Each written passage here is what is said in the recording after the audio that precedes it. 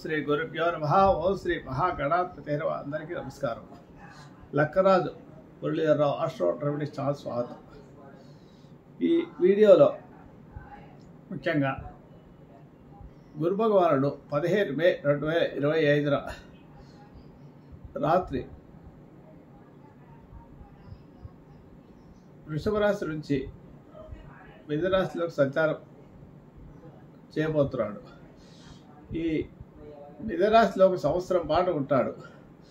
ఈ సంవత్సరం కాలంలో మిథున రాశి ధనుసు రాశి వారికి ఎలాంటి ఫలితాలు ఇస్తాడనే విషయాన్ని ఇక్కడ మనం తెలుసుకోబోతున్నాం. ముఖ్యంగా ఈ గురు భగవానుడు ధనుసు రాశి వారికి సప్తమ స్థానంలో సంచారము గురుబలాన్ని ఇస్తుంది. పోయిన సంవత్సరం గురుబలం లేదు. ఆరింట్లో గురు సంచారం వల్ల ఇప్పటికీ అర్ధాష్టమ రాహువుగా ఇబ్బందులు కూడా ఉన్నాయి ధనుసు రాశికి. ఇప్పుడు అర్ధాష్టమ శని ప్రారంభమైంది. ఈ ఇబ్బందులు కూడా కొన్ని ఉంటాయి. కానీ గురుబలం ఉండడం చేత ఇలాంటి సమస్యలన్నీ కూడా కొంతవరకు తగ్గుముఖం పడతాయి.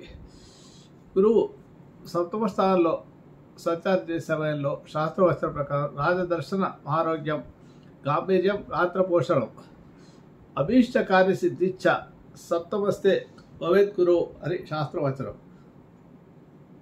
అనగా గురువు సప్తమ స్థానం నందు సంచారం చేసే సమయంలో రాజకీయ వ్యవహారాల్లో మంచి పలుకుబడి, జయము, పదవులు లభించడము, మంచి ఆరోగ్యం కలిగి ఉంటారు. ఈ సంవత్సరం అంతా కూడా మంచి ముఖంలో తేజస్సుతోని ఆరోగ్యంతో ఉంటారు.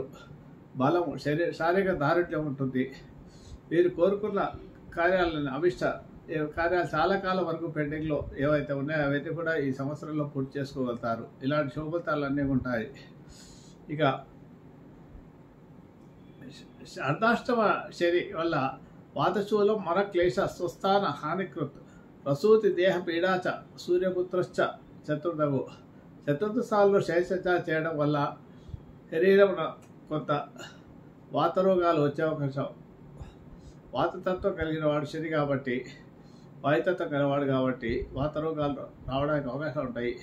కొంత మనస్తాపము, భయము, స్థానచలనము జరిగే అవకాశాలు ఉంటాయి. శరీర అనారోగ్యము, ఇద్దరు వాళ్ళ కష్టాలు వస్తాయి. కానీ ఇన్ని ప్రాప్తించినా కూడా ఈ గురుబలం ఉండడం చేత అన్నింటినీ కూడా అధిగమిస్తారు వీరు. ఇందువల్ల దీనికి ఎలాంటి సందేహం లేదు మీకు. ఇకపోతే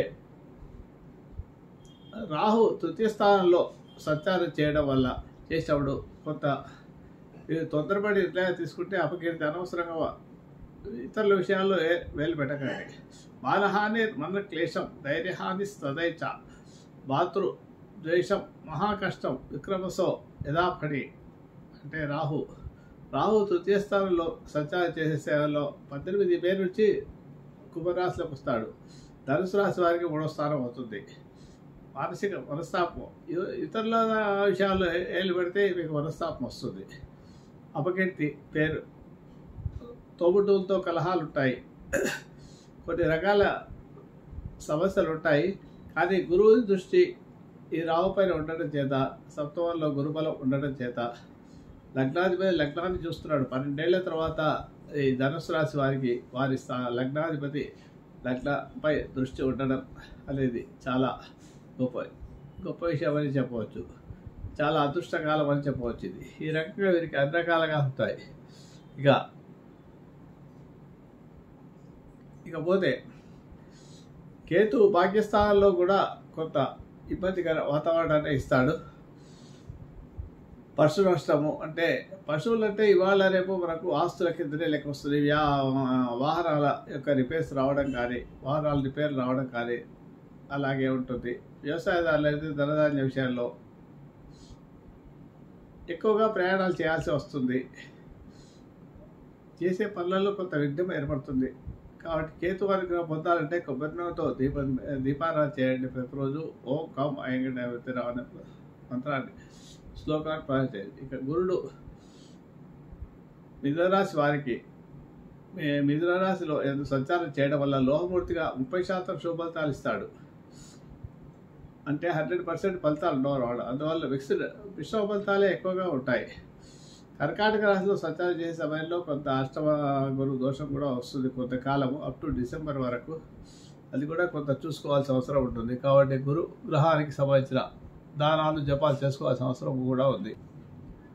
ఈ ధనుసు రాశి వారికి సప్తమ భావంలో సంచారం చేయడం వల్ల గురుబలం ఉండడం చాలా వరకు శుభఫలితాలే ఉన్నప్పటికీ పూర్తి తాటి పరిశీలిస్తే లోహమూర్తి కాబట్టి ఇతనికి 30% ఫలితాలు మాత్రమే ఇస్తాడు. కాబట్టి కొంత వ్యక్తిగత ప్రతిష్టకు భంగం కలిగే అవకాశం ఉంటుంది. కాబట్టి చాలా వరకు మీరు ఇతరుల విషయాల్లో వేలు పెట్టకుండా ఉండడం మంచిది.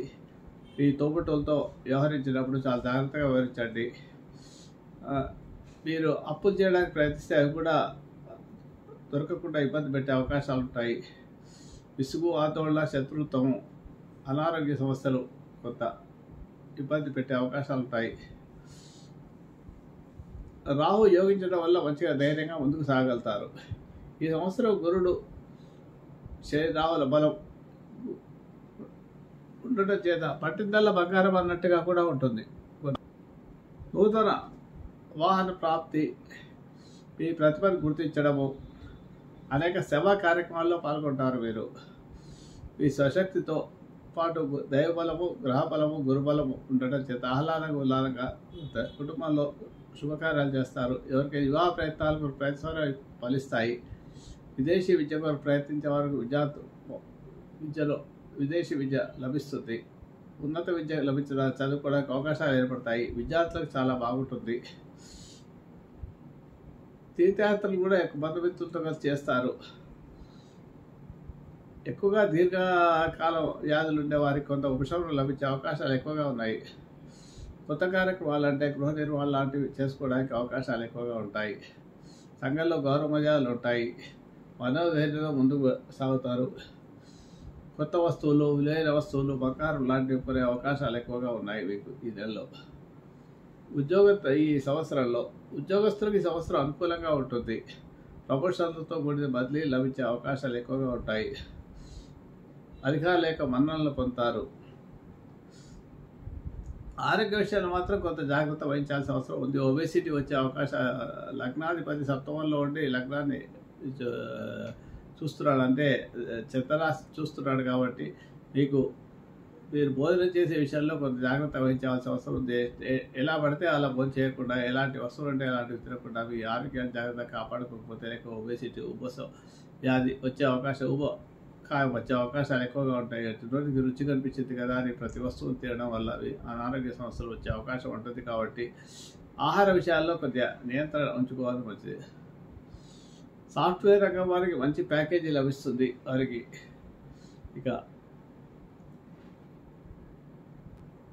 ఇక గురువు యొక్క అతి సంచారం వల్ల అక్టోబర్, నవంబర్లో కర్కాటక రాశిలో సంచారం చేయడం కొంత ఇబ్బందిని కలిగించే పరిస్థితి ఉంటుంది. ప్రయాణాల్లో కొంత జాగ్రత్తలు వహించాలి. మీరు ధనం ఖర్చు పెట్టే విషయాల్లో కూడా కొన్ని ఇబ్బందులు వచ్చే అవకాశం ఉంటాయి. అనవసరమైన ఖర్చులు ఎక్కువ ఉంటాయి. ప్రయాణాల వల్ల ఇబ్బందులు ఏర్పడతాయి. ఇవన్నీ కూడా చూసుకోవాల్సిన అవసరం ఉంది. ఉన్నత విద్యకు బాగుంటుంది.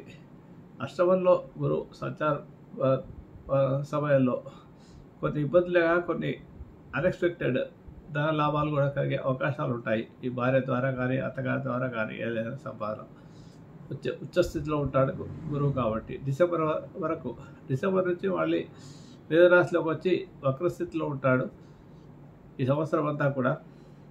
ఇంకా ఈ సప్తమ గురుబలం చేత జీవనం పట్టిందల్లా బంగారం అన్నట్లుగా ఉంటుంది, కానీ అనుభవంలోకి రాదు. రాజకీయ నాయకులకు మాత్రం చాలా అద్భుతంగా అవుతాయి. వాళ్ళ మాటకు విలువ ఉంటుంది. వాళ్ళ చాతుర్యంతో ఇతరులు ఆకర్షించుకోగలుగుతారు. ఖచ్చితంగా ఓ పదవిని సంపాదించుకునే అవకాశాలు ఎక్కువగా ఉన్నాయి. ఉద్యోగస్తులకు ప్రమోషన్లు, ఇంక్రిమెంట్లు, కావాల్సిన చోట్లకు బదిలీలు వచ్చే అవకాశాలు కూడా ఉంటాయి. వ్యాపారస్తులకు ఆర్థికంగా బాగుంటుంది. భాగస్వాములకు, విద్యార్థులకు గురుబలం ఉంది కాబట్టి మంచి మార్కులతో ఉత్తీర్ణత చెందుతారు. కాంపిటేటివ్ ఎగ్జామ్లో ఉత్తీర్ణత అయ్యే అవకాశాలు ఉంటాయి. ఉన్నత విద్య చదువుకోవడానికి అవకాశాలు లభిస్తాయి. ఎంట్రన్స్ పరీక్షల్లో మంచి మార్కులతో ర్యాంకులు సంపాదించుకునే అవకాశాలు ఎక్కువగా ఉన్నాయి. ఆటల పోటీల్లో పాల్గొనే వారికి కూడా మంచి పరిస్థితే ఉంది ఈ సంవత్సరం గురుబలం చేత. ఈ రకంగా అన్ని రకాల మొత్తం మీద ఈ రాశి వారికి మంచి యోగదాయకమైన సంవత్సరంగానే చెప్పవచ్చు ఈ విశ్వావసునామ సంవత్సరం. అర్ధాష్టమ శని ఉన్నప్పటికీ కూడా కొంత రాహు తృతీయ స్థానంలో సంచారం ఉండడం వల్ల మీకు కొంత అనుకూల పరిస్థితులు ఏర్పడే అవకాశాలు ఉన్నాయి. జీవితం హాయిగా సుఖంగా గడిచిపోతుంది. ఎన్ని కష్టాలున్నా కూడా అవన్నీ కూడా మీకు తుడిచిపెట్టేట్టుగా పోతాయి. ఇక శుభకార్యాల్లో ఆనందంగా పాల్గొంటారు. ఇక పోతే మీరు ఈ సంవత్సరం చేసుకోవాల్సిన ఆరాధనలు ఏంటంటే, అధిక శుభఫలితాలు ఇంకా పొందాలంటే గురువు మిథునరాశిలో సంచారం కాబట్టి, మిథునరాశికి అధిపతి విష్ణుమూర్తి కాబట్టి విష్ణు సహస్ర పారాయణం ప్రతిరోజు చేసుకోగలిగితే మంచిది. లేదా విన్నా సరిపోతుంది. లేదా మీ నక్షత్రానికి సంబంధించిన సూత్రాన్ని అయినా జపం చేసుకోండి. ఏ నక్షత్రంలో గురు సంచారం జరుగుతుందో మిథునరాశిలో మృగశిర, ఆరుద్ర, పునర్వసు 3 నక్షత్రాలు ఉంటాయి. ఈ నక్షత్రాలకు సంబంధించిన సూత్రాలు 108 సార్లు జపం చేసుకున్నా సరిపోతుంది. లేదా మీ జన్మ నక్షత్రానికి సంబంధించిన స్తోత్రాన్ని 108 సార్లు జపం చేసుకుంటే సరిపోతుంది. దక్షిణామూర్తి ఆరాధన స్తోత్ర పారాయణ చేసుకోండి. గురు రాఘవేంద్ర స్వామి కానీ, సిద్ధి సాయిబాబా కానీ, దత్తాత్రేయ స్వామి కానీ ఆలయాలు దర్శించడం అని ఆరాయించుకోవడము.